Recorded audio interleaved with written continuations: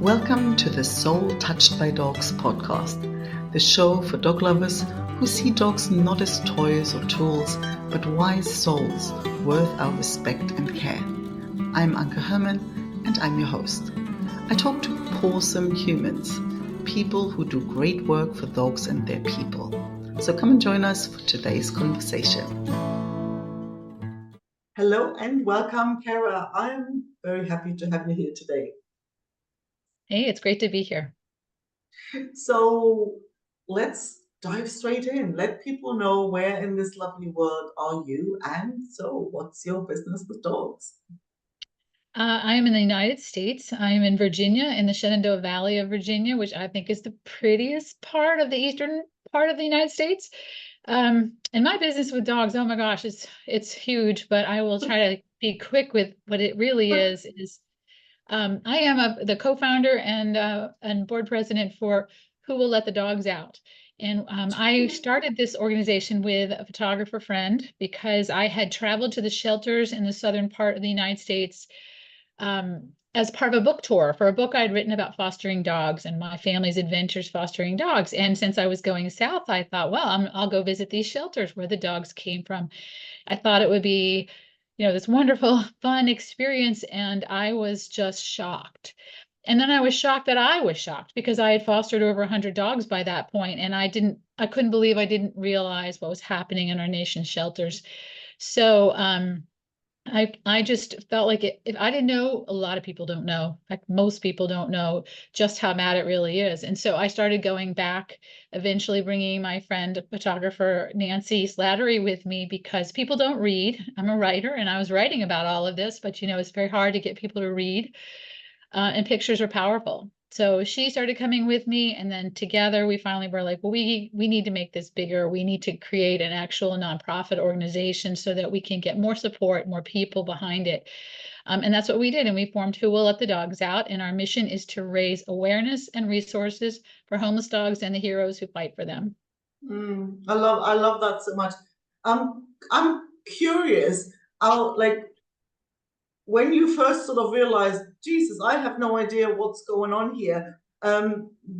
What were things that you didn't expect or that you saw that you think that surprised you at the time? At the time, it was shocking just how many animals were crammed into this very small building, which we had a hard time finding because it was like the other side of the railroad tracks, underneath the water tower, near, surrounded by swampland. And these dogs, there were so many, and they were living in outdoor kennels, most of them. And heartworm disease is a big issue in our country, and it kills a lot of dogs. And I mean, anybody who has a pet pays a lot of money to keep their dog on preventative. These dogs were not getting preventatives and they were living outdoors next to a swamp. And heartworm is transmitted by mosquito bite. So 80% of the dogs in that shelter were heartworm positive, which this was in 2018, and it still is pretty much the end for a dog. Most rescues don't have the money to treat heartworm. It's a very expensive thing to treat. So it was really sad. And as I was talking to the director there, and I said, how many dogs do you guys take in? She said, well, we took in 50 dogs this month. And I said, oh, and how many were adopted or taken to rescue? And she said 3. And so doing the math on that, it comes to a point where they don't have enough room.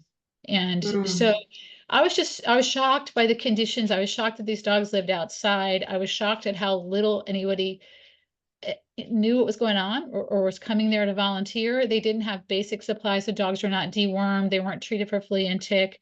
When I asked the director, what can we do? I have a whole van of supplies. She started crying because she was like, we need everything. And I just couldn't believe it, that this was a county funded shelter where the dogs were all contracting heartworm and were not being cared for and basic care wasn't being done. I just couldn't believe it.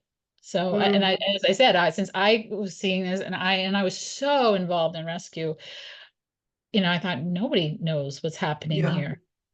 No, that's for sure. I'm in Spain, and here they don't even, like rescue places, shelter. They don't even put their address anywhere because they're kind of so worried that people will that they come in the morning and there's another 50 dogs dumped over the Yeah. fence. right? So they won't even tell people where they are. So it's actually, can you just clarify something? I don't know, maybe I'm the only kind of dumb person. It's between a shelter and a rescue. Mhm. Like, what's the And the difference? Who's who? So county run or municipal shelters are usually funded by tax dollars. They could be county or city. In most of like the northeastern part of the United States, every municipality has an animal control department, and they are in charge of the shelter, or they contract with a nonprofit to run their shelter, but ultimately it's their responsibility. And that's typically when we say shelter, that's what we mean, like a county or municipal city shelter. Rescues are usually nonprofit, usually they could have a shelter, or many are foster based, and they are generally pulling dogs out of shelters to find homes for them. And they sort of, it's to me crazy, and I say this a lot, it's crazy that we use our tax dollars to pay for a shelter to kind of care for animals, and at the same time nonprofits always pop up near the kill shelters to save the dogs from that shelter. So these are residents whose tax dollars are paying for the shelter, who are then using their money and money they raise to save dogs from that very shelter that their tax dollars are paying for. To me, this is crazy. It's a crazy system. It's a broken system, and that's a big part of why I want to tell the story. Why we tell the story. We travel shelters and rescues all over the South. We've made 150 visits now, and we just want to tell their story. We just want more people to know what's happening, because I believe if people knew, they would do something about it. And I've said all along, it's not that people don't care, it's that they don't know. And if they do know, they don't know what they can do about it. So our mission is to tell them. That's so true. And I mean, you would have thought that a shelter like that, the job is to get the dogs adopted, but doesn't seem to be the case, right? In many of the shelters, the smaller municipal shelters, and they function as the traditional dog pound, and that they're really just there to impound dogs that are unwanted for whatever reason, or lost, or abandoned. And they that's their main function, is just to do that, and it's all they have time for. And many of the places we visit, one animal control officer running all the calls for the county or the city or whoever. It's all they can do to feed the dogs, adoption events or fundraisers. So if somebody finds out, through your travels and or somehow finds out, so what can somebody do to help? Oh gosh, there's so much they can do. So many people that are just doing amazing things. Now, if they're in an area where there is a struggling shelter or no shelter, the very first thing they can do is get involved, is to speak up, to go talk to the people who are in charge. And in every, it's crazy in this country, but in every municipality, it seems to be somebody different. It might be a mayor, it might be a judge executive, could be almost anybody. Find out who's in charge, find out what the policies are and how it works. So getting educated to start with, but then getting involved at your shelter. And we've seen it again and again. Shelters that were struggling that are now doing well, they have three things in common.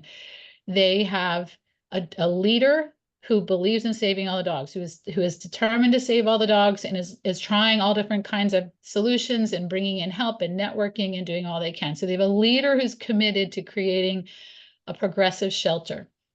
They have an engaged community. So their community is there volunteering, they're fostering, they're adopting, they're having events, they do training classes or pack walks or whatever. They have an engaged community supporting that shelter. And then they have veterinary access. And veterinary access is a big, big challenge right now all over our country because we have a vet shortage.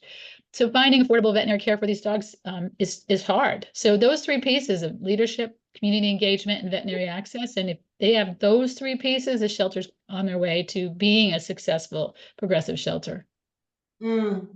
And see, what always sparks my curiosity. It's almost like what can be done before that? Like, how can we get less dogs who need or end up in there? Like, what can be done so less dogs even have to go there? Like, it's almost, I've hosted a summit and I speak to people all the time. And so there is this uh, common theme that a lot of dogs get returned or abandoned because they're kind of like too, like people don't know how to deal with dogs when they don't do what they're supposed to do. Like they don't know how to, basically train or how to help their dogs adjust to their family life. I mean, do you feel that there's a lot that could be done before they even get into the shelter? Oh, absolutely. I mean, we we humans domesticated these animals, and they are our responsibility.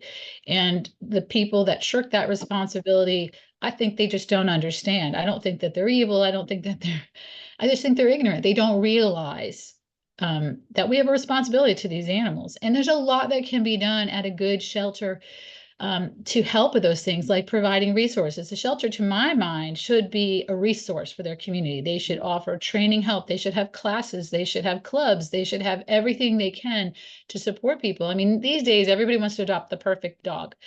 And there's no such thing as a perfect dog. And at the same time, I'd say every dog is perfect. So they need the resources to know how to do it, which means we need to educate them. And there's a county in North Carolina, this brilliant woman, whose name is escaping me right now. She created a curriculum and then lobbied hard and got a whole group behind her. And they go into every single school in that county and they do a 7 or 8 week curriculum on humane education, just on how to properly care for a dog. And it culminates in a big festival where kids can bring their parents. They talk about spay neuter. They can bring their dogs. It's like they'll do like microchips and they'll vaccinate and they'll give spay neuter vouchers. And it's brilliant. And it's going to help that one little county. Now, I wish we could multiply it, do it all over the place. I think everybody should know how to safely interact with a dog. That would save a lot of dogs a trip to the shelter. We have a program on our website that we give away for free called Paws for Kids, Kids for Paws. It's one or the other. And it's just how to safely interact with a dog you don't know. And most people don't know that, don't know the things they're doing that could be triggering this dog. And so sometimes dogs end up biting because that's how dogs communicate. And it doesn't mean that it's a bad dog or unsafe dog. It just means that the communication didn't work right. And we need to know how to communicate with them. So I think educating people from the beginning, and I wish just like, kids have to, at least where I am, they have to pass a swimming test to graduate from high school.